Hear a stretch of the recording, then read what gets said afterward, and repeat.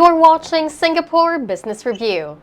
Today's spotlight is on startups and how they can succeed with the help of digital transformation.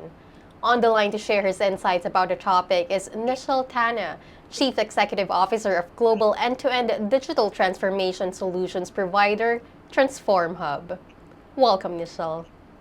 Yeah, hi everyone. I wish you all a very good morning. Myself, Nischal Tanna, I'm the CEO of TransformHub. So, we basically help startups and enterprises into their entire end-to-end digital transformation journey. And I'm very happy to share my, learnings, my insights here with everyone. Thank you for sharing that background, Nischal, and we are glad to have you here with us at Singapore Business Review. So let's get to the point. Based on reports, there's a big percentage of SMEs in Singapore that have digital transformation strategies, yet most are unable to successfully implement them. Can you give us a bit of information on this and why this is happening to SMEs? All right. So yeah, definitely SMEs have been trying hard, right? And of course there's this pandemic which struck not just in Singapore or Southeast Asia, but across the globe. So SMEs have been trying really hard. I think there are certain challenges, but before we go into that, Singapore is the number one ecosystem for startups today, right? There's a lot of startups across the globe, especially Southeast Asia, who set up their space in Singapore because there's a lot of opportunities. There's a lot of good network, of course, government support. So I would say, there's a lot of ecosystem support. Yes, there have been challenges. According to some study done by in Microsoft Singapore and an association of small and medium enterprises, which was done like a couple of years back, they surveyed some 400 business owners, right? 400 SMEs, and out of that, only 39% perceived that digital transformation as a success. Now, rest, of course, have had challenges either to deliver, or they are stuck in their program, or there has been some issues, around cost, right? So yeah, there has been those challenges. Now, from a data point of view, why are the SMEs, still having some challenges into reaching that goal post, right? So there are few, I would say, few key factors which are impacting this. One is high implementation cost. When we talk about digital transformation, it's a costly, and again, if not done correct, it's definitely a cost which is seen as a capital cost, like in the sense it's like something a new capital which the company has to invest. So at times there is inertia as well, right? People, whether it is inertia at the people level or at the management level, there's not a clear sight of return of investment for a digital transformation. But then that is what is also sometimes causing an inertia, right? There's a lot of back and forth in the boardrooms. So that is one challenge, that people perceive the high implementation cost as a kind of a upfront capital cost. The second challenge is majorly around the again in the people part, which is the digitally skilled workforce. Across the globe and especially in Singapore, there has been challenges in getting the right digital skilled workforce. When we say about digital transformation, the technologies are pretty complex, right? You have to talk about cloud, you have to be expert in data, you have to be expert in security. So there's a lot of different skill sets which you need, and all the skill sets are really high cost. The people who are experts in that, those they demand a huge premium over that, right? So that is also one of the thing which could be a challenge to the SMEs to pursue digital transformation. The next challenge, I would say, and this is one of the biggest challenge, is a low awareness of the government support. There's been a lot of Singapore government has been doing a lot of things, to support SMEs. There have been programs like Chief Technology as a Service, which the IMDA is driving. Which gives an SME a really, kind of a readiness check. It also gives a lot of a lot of complimentary reports. So there's a lot of support. So one of the things which I would always advise SMEs to go and look what your government, what your regulatory body is supporting. Try to maximize that, right? Try to capitalize that as much as you can. Uh, the other challenge is, so this is the people challenges, right? Now the process challenge. Now the process challenges are majorly around where to start. When we say digital transformation, to be very frank, there's a lot to do, and where is the head and where is the tail? Where to start, how to progress, and what are your goals. So just drafting this blueprint itself is a tedious task. And that is where, sometimes, again, we know these big four consultancy firms, yes, they do a great job, but at times SMEs might not be able to afford the cost associated, and that's why, they might be looking for a partner who could provide the same quality but at a fraction of the cost. So now getting that business process, the process part is very important. The SME has to, while they don't want to do everything on day one, and of course they cannot do, but they should be clearly charting a blueprint on the business outcomes, the goals, and of course, also the contingency plans, right? What if some macro impact, like nobody imagined, of course nobody could have planned for pandemic, but you can definitely plan for, macro impacts, like, the global economy, the political economy. So there has to be also some contingency plans, again, from an optimistic point of view, not to get too pessimistic, but I think SMEs need to chart out that blueprint, and for that they should engage a consultancy firm, or they or in-house, they can get some consultants who can create that process, right? The business process, the basically the what and the why part, before they jump into the how part.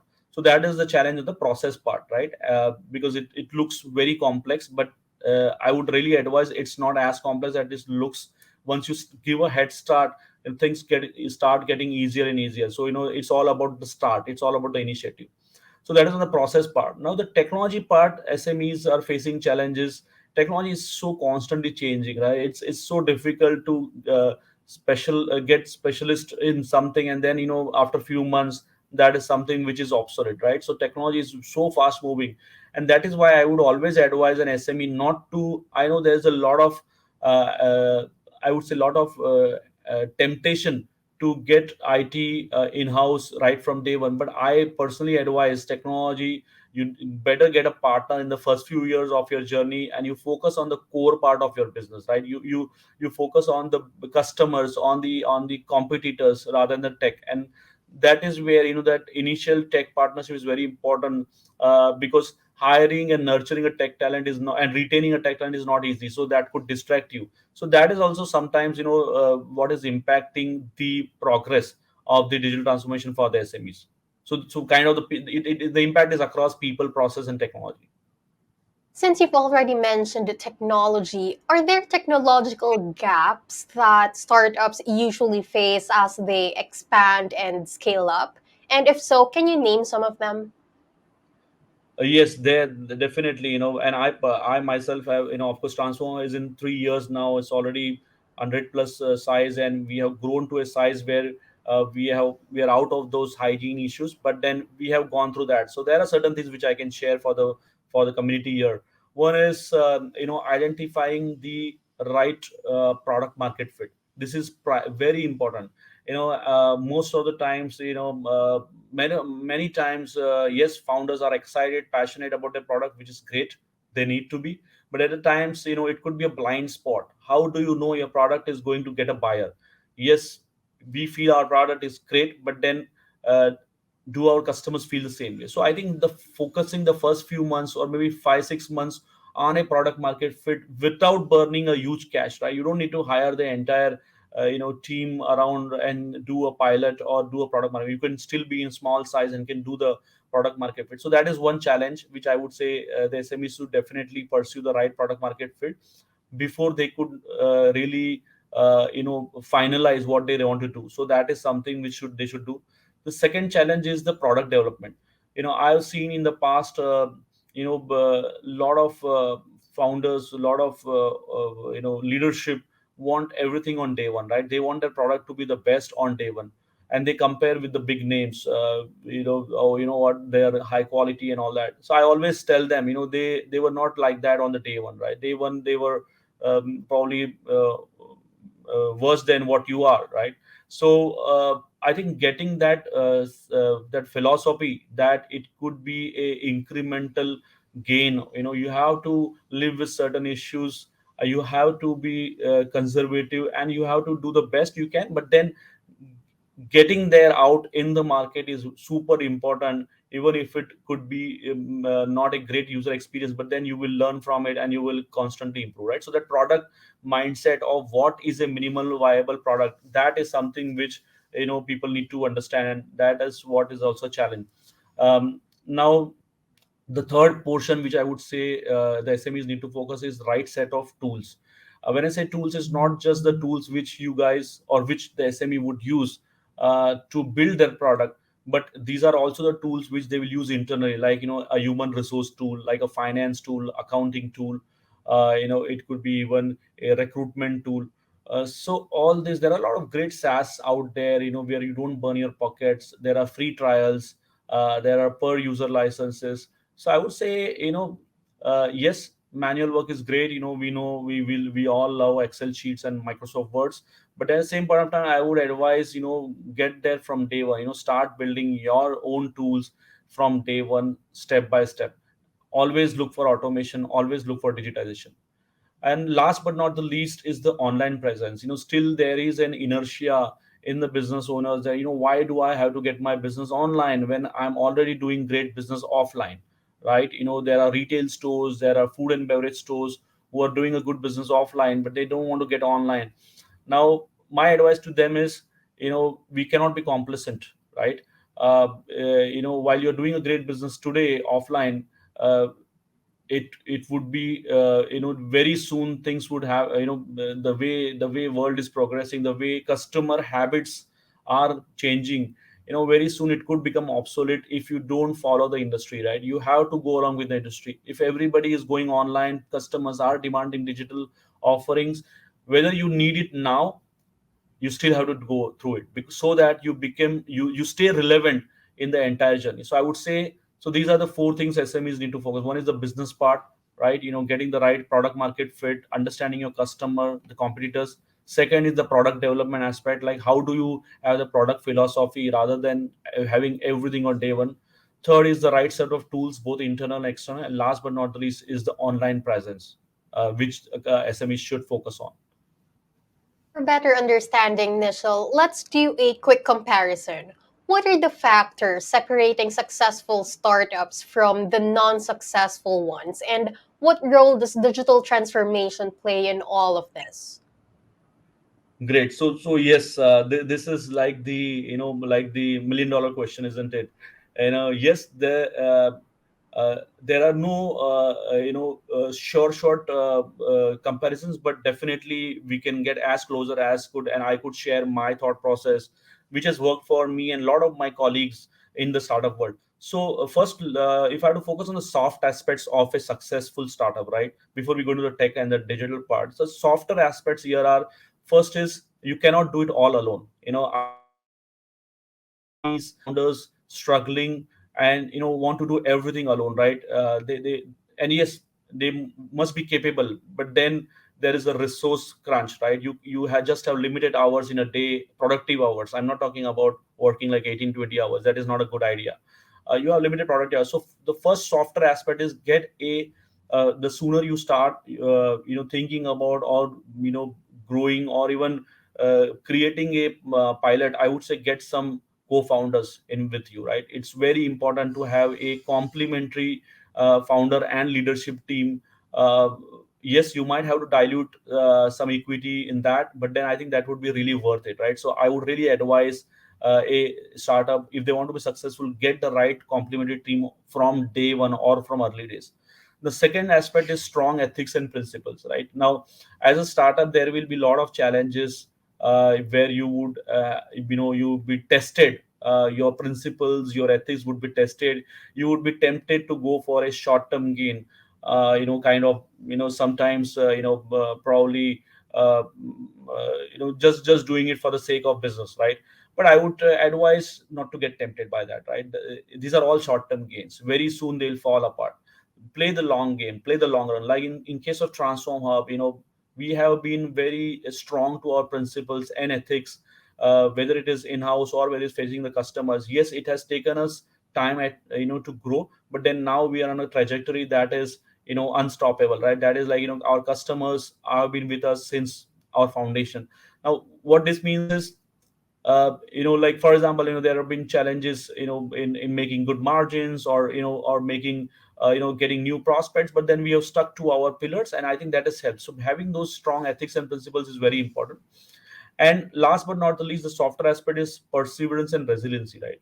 Now startups should, a lot of founders come from a background, from a very successful background, right? Like I myself have come from City and I was a senior vice president there.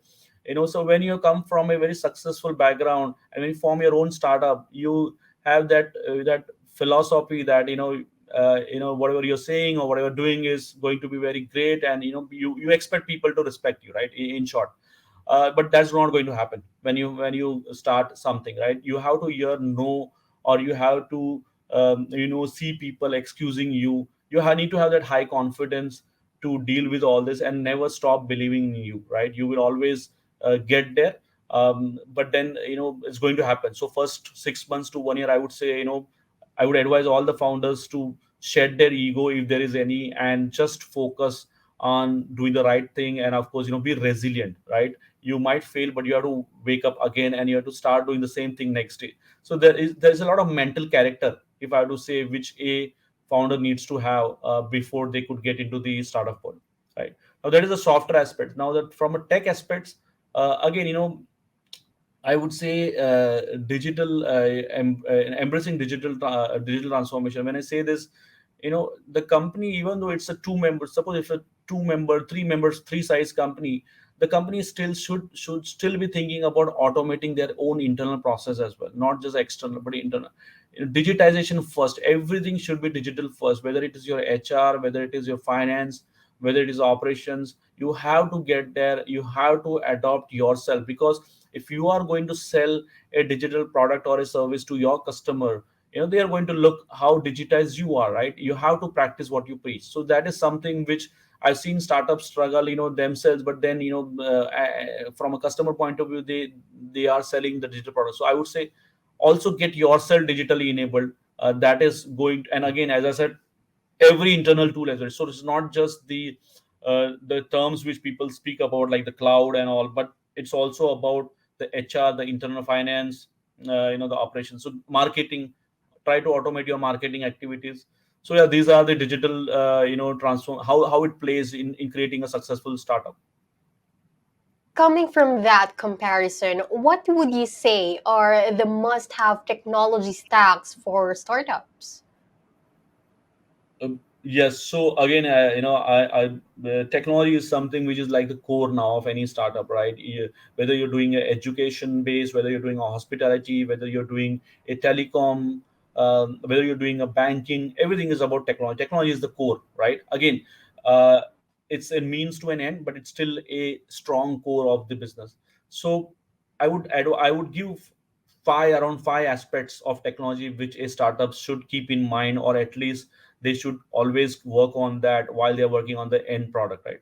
The very first thing, enterprise architecture. Right from my first answer, which I was emphasizing on how a startup needs to know why and what, like why do they want to do what they are doing, and of course what they are doing there, that also they need to know.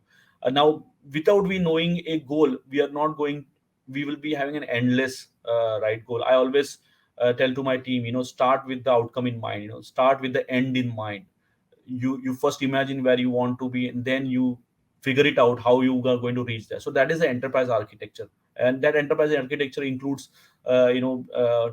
aspects like the product aspects, the technology, the data, the business architecture. So start, and this is a living document, right? So you don't have to be like spending months doing that. You can start, and you can, while starting, you can also build your product in parallel, but always ensure that you have a roadmap, you have an architecture which is a living document.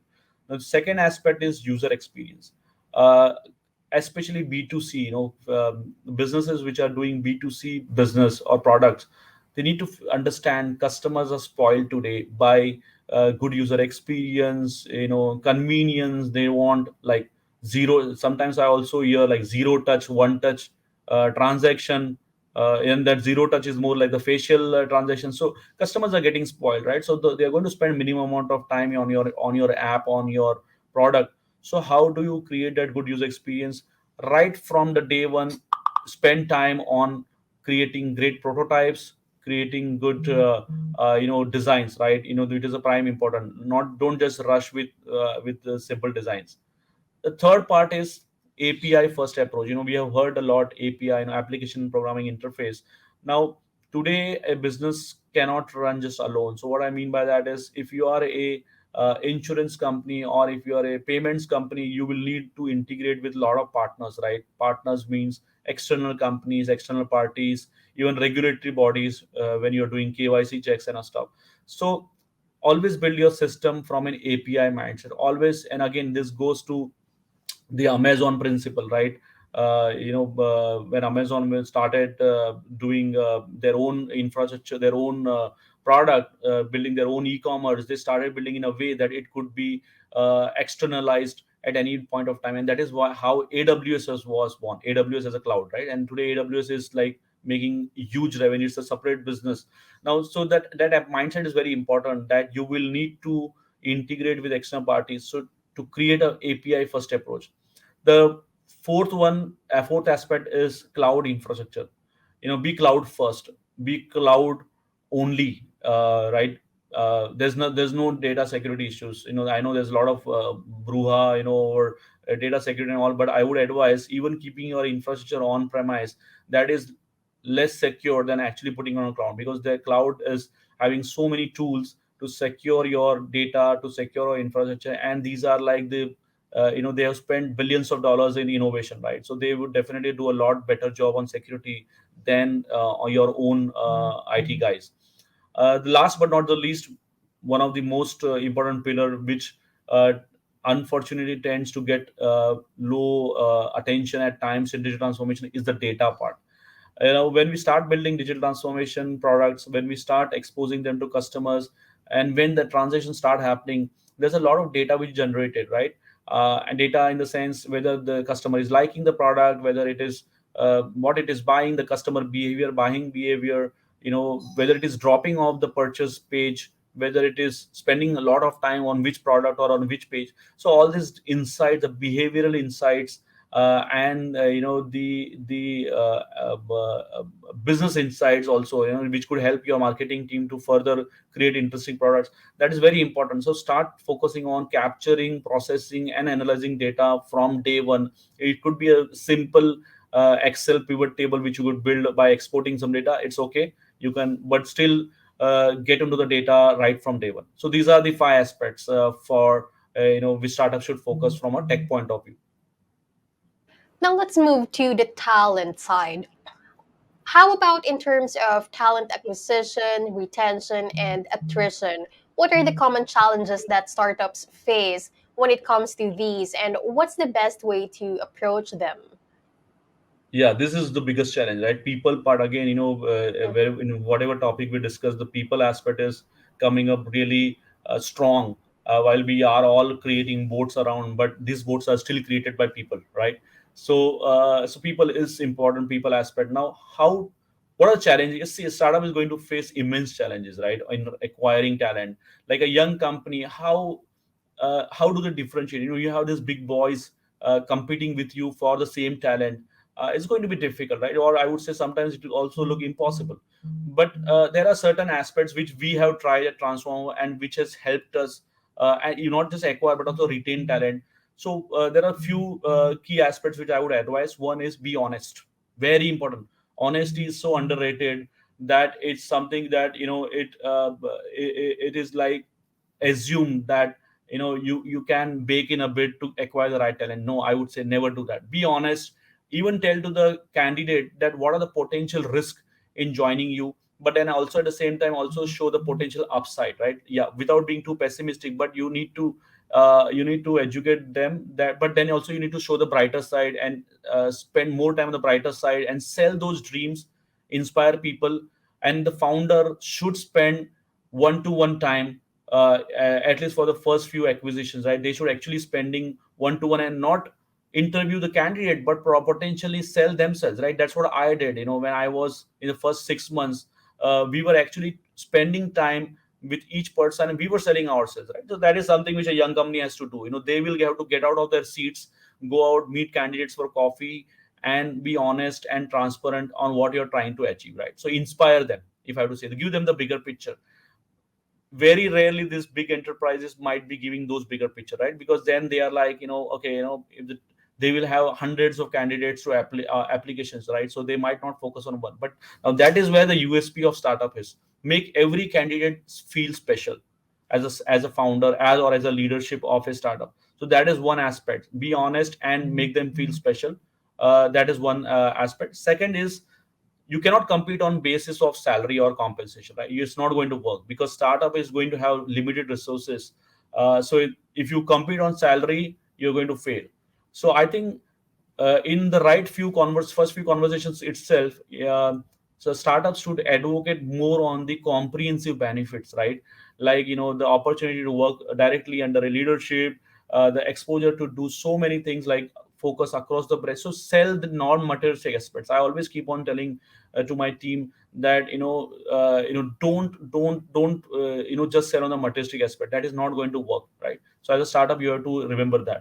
um, Now, the third aspect behind talent acquisition retention is getting an HR person at the very beginning. We Our first employee was a HR head, right? So imagine, we don't even have people yet, but we have got the HR before we could get the people around, right? So that is very important. I've seen many companies who get an HR maybe after 2 years, 3 years of functioning, right? They just hire people randomly, they give them responsibilities randomly. They don't even have an experience part, employee experience, and that is not useful, because your first few employees are going to be your ambassadors in the community, right? In their community. So how you treat them, the first few employees, again, you have to continue doing that for all employees, but the most important is first, like 15, 20 employees, how do you treat them, how your HR programs are revolving around, and that is going to help. And they will be your brand ambassadors, and then you don't have to sell, and probably those guys are going to sell to their friends and colleagues to join you, right? So that foundation is very important. Putting the right HR policies, the person, even a single HR is okay. You don't have to spend a lot on the HR team, but then you can get those programs up and running from day one. And I would like to end this particular topic on a note that, again, I mentioned that, but you need to inspire people. And the way you do is you sell the bigger picture. Be transparent, right? Nobody is going to take away your idea and copy it, right? Be transparent, and inspire people. I think the more you open up, the more candidates will open up, and eventually they will join you and they will stay with you. Yeah. Lastly, Nischal, before we end this interview, can I share how Transform have managed to surpass all these challenges that we've discussed earlier? And how are you now helping startups to avoid these challenges? All right. So yes, whatever challenge we spoke about, we have gone through all, and probably a lot more than that, right?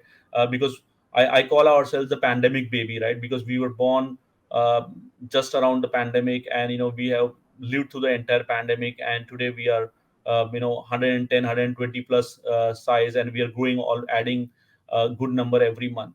Uh, so we have survived that, and of course we have learned a lot from that. So how did we start? So we started with a 3-person founding team, and then we added a couple of members. Again, as I said, even getting the founders, co-founders, I would say it's not easy. Like I personally also sold the idea, the vision to my other co-founders and bring them on board, because even they had their own jobs, right? And they would join once you can. So again, the selling part is always there, right? You have to be on your sales in a transparent mode at all times. Now we started from a 3-person team, founding team. Then we added, as I said, the first employee was HR.